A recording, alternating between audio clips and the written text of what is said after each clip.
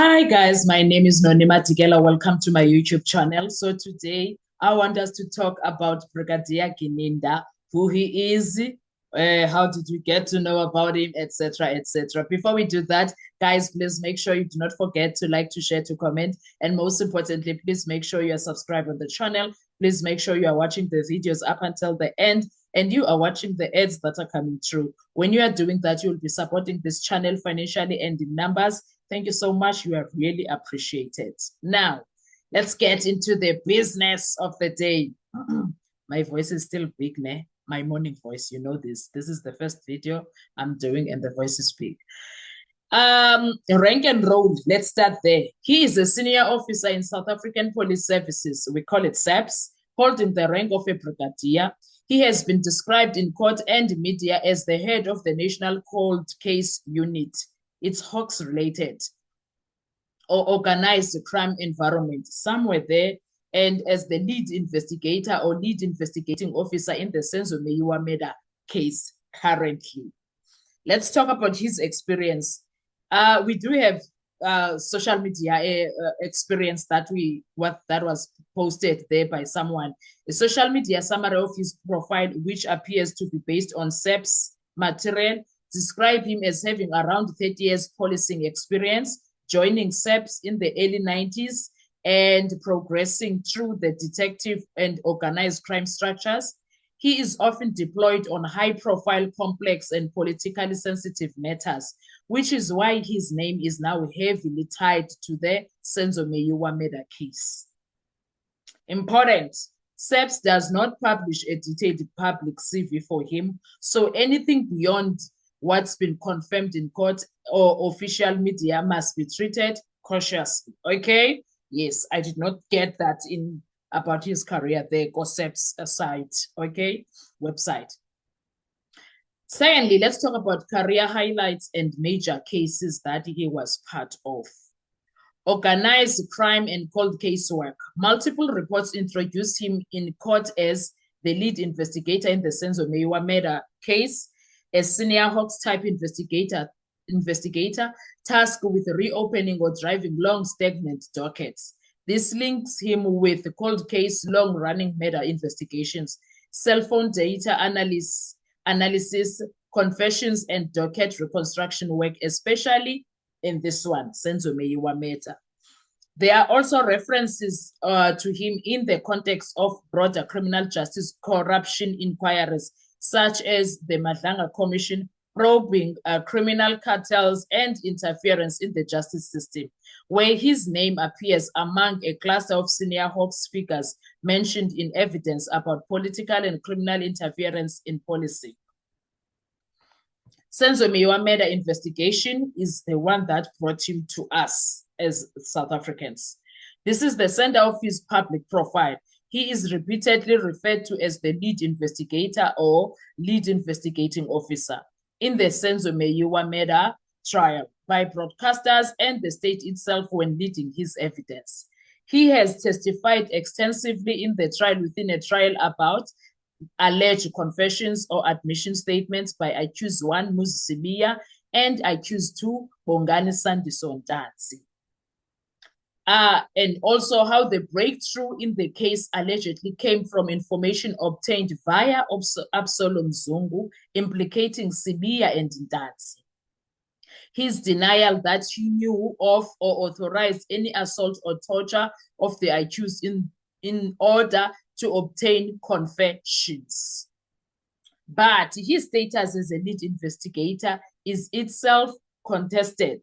Hawks detective warrant officer Mishak Makhubo testified that Gininda was never formally appointed as the lead investigator in the Senzo Meyiwa docket, despite media and prosecution repeatedly calling him that.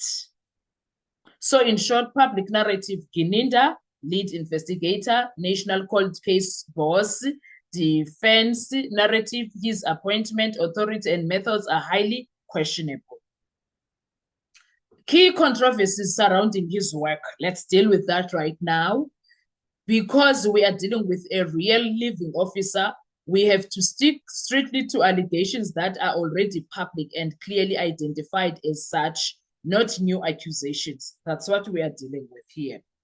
Alleged torture and assault and coerced confessions. During the trial within a trial, accused Mmusi Sibiya testified that he was beaten, suffocated with a plastic bag, and forced to soil himself during interrogation, and that he was pressured into making self-incriminating admissions. The defense narrative places Gininda at the center of a project to extract confessions. Some accused have orally linked their ill treatment to officers allegedly acting under his broader investigation. Gininda's position. He has formally denied any knowledge of assault and maintained in evidence that he does not know of any assault on Sibiya. He did not order or witness such conduct, and he maintains that any admissions or confessions obtained were voluntarily.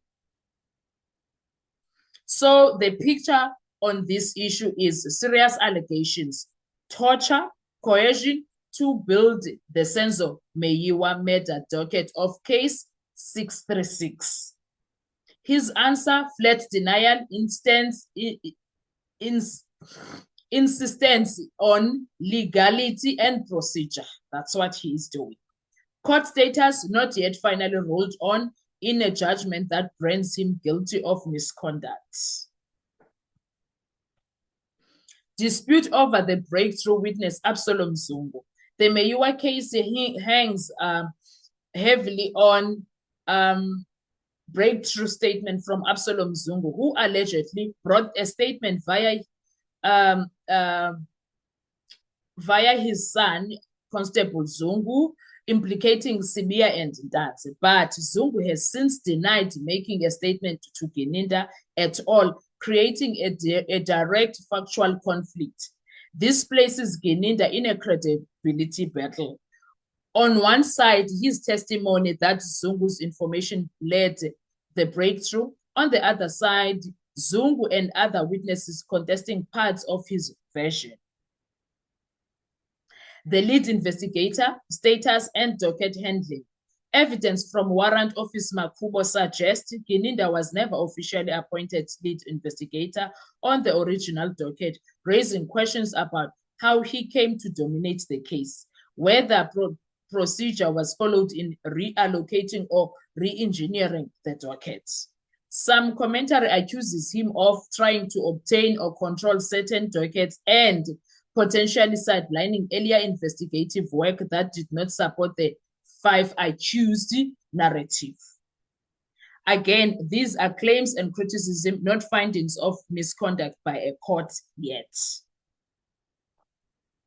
We're also going to touch at why Kelly Khumalo was in charge. Under cross-examination, Gininda has been pressed hard on why Kelly Khumalo was not arrested or charged, given his own evidence that she may have had prior knowledge of a planned robbery and cell phone or communication records that the state is trying to use to corroborate its narrative.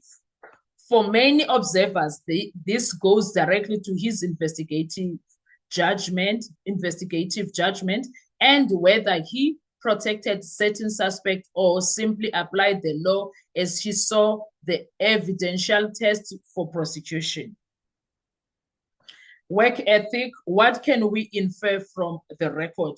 We obviously don't sit in his office and watch him work, so any work ethic analysis must be drawn from the objective indicators, the kind of case he's entrusted with, the length and intensity of his testimony, and how peers or superiors use him. Indicators of a very driven, all-in investigator. From the public record, you can reasonably say high tolerance for pressure. He is the central police witness in one of the most politically explosive murder trials in democratic South Africa. He has been on the stand cross-examined by multiple defense teams over an extended period, days and days of evidence, returning repeatedly as the trial stops and starts. Complex case appetite, handling multi-accused historical case with confession evidence, cell phone data, docket stretching back at a decade. intersections with celebrity or politics and alleged underworld networks. Cold case methodology. His role as the National Cold Case Unity means he's been trusted to revive and reconstruct old investigations that requires massive document review, tracking down old witnesses, remapping timelines in modern data tools. These factors point to a work profile that is high output, high stakes, data envy, data heavy, and extremely pressure tolerant. Criticism that go directly to his ethics of work. On the other side, there is a strong counter-narrative that attacks not just his conclusions, but how he works. One, allegations of ends justifying the means policy. Accused claimed torture and coercion. Critics online say he tried to fabricate and frame people, implying a willingness to bend ethics to get a result. Two, docket control and narrative control consent. The dispute over whether he was ever properly appointed and over efforts to obtain or centralize control of dockets feeds a view that he imposes a particular version and then marshals evidence to support it rather than neutrally weighing all possibilities. Thirdly, witness management questions. A clash with Absalom Zungu, who allegedly denies even making a statement to him, suggests either deep breakdown of trust with key witnesses or very serious contradictions in how statements are recorded and represented. None of these have been definitely resolved in a final judgment yet, but they are actively litigated issues that directly affect perceptions of his professional ethics. Now, how to understand Geninda in the sense of Saka? If you zoom out and analyze him almost like a character in a political legal drama, the state's ideal version of him, in the state narrative, he is the seasoned cold case brigadier who steps in when ordinary detectives fail, rebuilds a dead docket, uncovers hidden conspiracies via informants and data, delivers a coherent version that ties the 5 IQs to a hit-styled robbery. In this version, his work ethic looks like persistent, methodically, highly committed to getting closure for the victim's family and the public, willing to put in years of work and endure brutal cross-examination to defend his case theory. The defense and public critic version. In the critical defense narrative, he is the architect of a late-stage political convenience story who inherited a chaotic investigation, needed a neat solution after years of public pressure, leaned heavily on informants' alleged confessions and certain underworld storyline, may have tolerated or turned a blind eye to heavily handed methods to get those confessions. In this version, his work ethic is hardworking, yes, but in service of predetermined outcomes rather than impartial truth. It paints him as relentless, but possibly results-driven to the point of tunnel vision. He isn't operating in a vacuum. Structural context of it, whatever you think of him, it is important to see he operates within pressured political policing environment with national outrage over census death, SEPs and Hawks' reputational crisis, alleged of criminal cartels embedded in the justice system, which the Madlanga Commission is probing. So any ethics analysis has to account for systematic incentives, solve the case, save SEP's face, show progress, structural weaknesses, poor original investigation, shifting dockets, political scrutiny. Within that, a driven, ambitious brigadier can easily be seen as either the hero fixer or the frontman for a compromised solution. And the bottom line, who is Brigadier Bongani Nicholas Geninda? putting it all together and staying firmly on the safe, evidence-based side. His career police his career police officer, 30 years. Those who rose to brigadier and leader or led a national cold case high-profile investigation capacity within SAPS or Hawks. He is his public identity is now almost entirely fused with the Senzo Meyiwa murder investigation, where he has functioned in practice as the central lead investigator. That is what we see when it comes to him. South Africa, a nation that once promised justice, accountability, and truth, is now staring directly into the abyss. And the center of this storm stands one man, Brigadier Bongani Nicholas Gininder, the so-called mastermind investigator, the cold case bulldozer, the man the state calls its weapon, but the defense calls its liability. Today, that is what we are talking about, and that's what we are continuing to talk about. We take a deep dive into how one officer, one career, one investigative style become the beating heart of a justice system, cracking under its own weight. This is the story of Brigadier and the collapse of the system around Senzo Meyiwa. The brigadier, the power, the pressure, the collapse, that's what we are looking into right now. Before the television cameras, before the contradictions, before the trial within a trial, there was a man, a decorated policeman, hailed as one of SAP's most reliable operative. 30 years in the system, detective, commander, cold case strategist.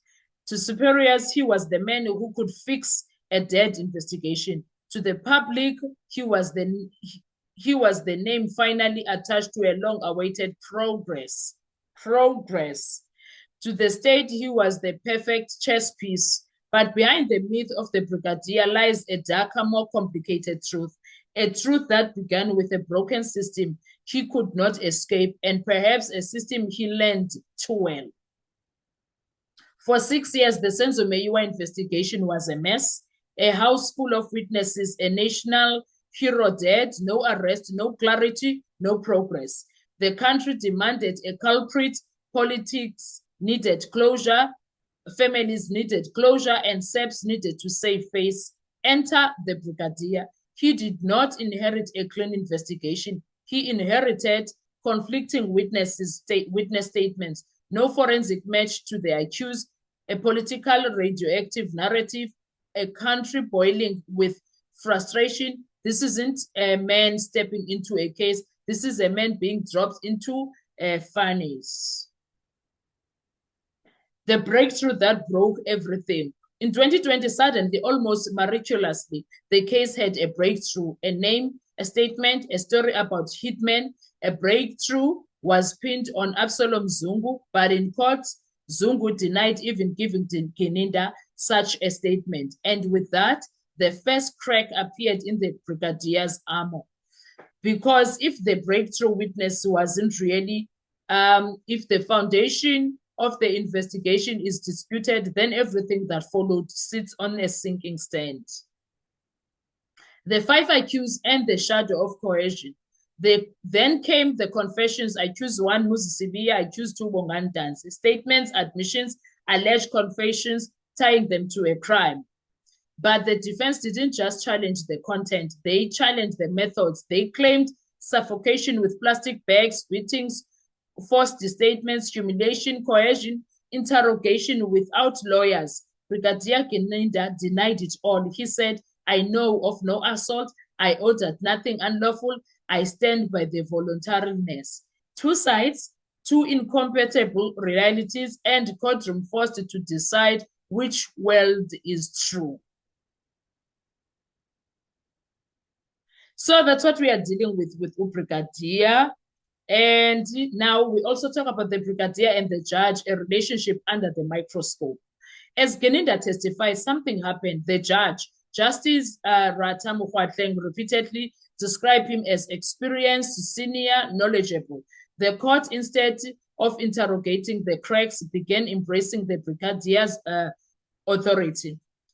This created a perception a senior corp's word is almost gospel, but justice does not run on reputation, it runs on evidence. And suddenly, the brigadier was no longer just a witness. He became a pillar holding up the state's collapsing narrative. If he stands, the case stands. If he falls, the case falls with him. He is no longer an investigator. He is the linchpin. The system that made him Brigadier Gininda. This is the part the nation must understand. Gininda is not operating alone. He is not a rogue figure in a clean system. He is a product of political pressure, collapsing detective structures, unsolved celebrity cases, a SEPS desperate for credibility, a judiciary unsure of its authority, years of institutional decay. The brigadier is not the root cause. He is the symptom of a system that no longer knows how to function. The moment the system collapsed on live TV, then on national television, it all fell apart. Contradictions, conflicts, procedural violations, credibility attacks, breakdown of chain of command, disputed statements, judicial overreach, defense accusations of sabotage, accused describing torture, lead investigator not formally appointed, a justice system collapsing, not quietly, but loudly, visible, shameful in front of millions. And at the center of this implosion, Brigadier Bongani Gininda. Not the valiant, not the hero, but the fulcrum, the pivot point where SA justice system was exposed. Now, the final question, what now? What's going to happen? If Brigadier is telling the truth, then South Africa owes him an apology because he has carried a broken system on his shoulders. But if the contradictions stand, if the witnesses were coerced, if the statements were mishandled, if his appointment was unclear, if his narrative collapses, then the Senzo Meyiwa trial is not just a failure, it is a national disaster, a blueprint of what happens when pressure, politics, and police culture collide. One man cannot collapse a system, but one man can reveal its collapse, and that is what Brigadier has done. Okay, that is what he has done. Guys, thank you so much. There you have it about Brigadier Gininda. Please make sure you like, you share, you subscribe, because the truth is no longer hidden in the dark rooms or sealed dockets. It is unfolding live on camera in court before the nation that refuses to look away. This is the Brigadier. This is the collapse. This is South Africa's moment of reckoning. Thank you so much. I will see you on our next video. Bye-bye.